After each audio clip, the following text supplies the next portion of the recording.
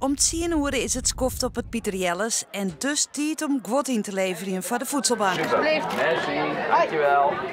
Gooi er maar in. Nou, we moeten al je spul verzamelen en zodat de mensen die net zoveel geld hebben eigenlijk lekker kunnen eten bij Christ. Er is al heel veel brotten in het Torken, de Zaagstra. Het gaat er net om dat ze een soort maar nemen, maar dat ze al hier wat meenemen. Nou, daar hebben ze echt geweldig gehoor aan doen. Dat kantoorken, dat leidt het bezaaid bij al hier items en spul. Het is geweldig hoe spontaan dat ze daarom mooi werken hebben. Passen jou de raas nog wel bij in? Ik hoop het net.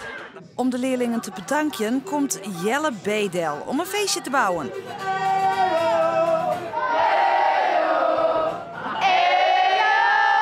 Jongens en meisjes, maak ik daar applaus voor mijn microfoonstandaard.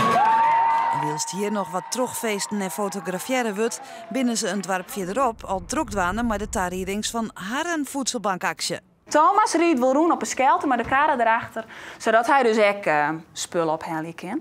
Dus wij gaan dadelijk de jas aan, we nemen alles mee en dan blijven we eerst even op het plein staan. Juist? Wat zul je hem nou krijgt waar mijn hele klas? De straten langs om al het eten op te halen voor de voedselbank. We gaan groenten zoeken, 2 keer. Hoppa. Hier is beter, kom. De laatste. Pasta. De eerste won het en de tweede moest nog om wat skippen. Volgende keer. Maar wil je ook wat jou voor de voedselbank? Ja, maar Jan is zo'n tasje kleer zetten. Zit het net bij de vader op de andere kant? Even zo wat erin zit.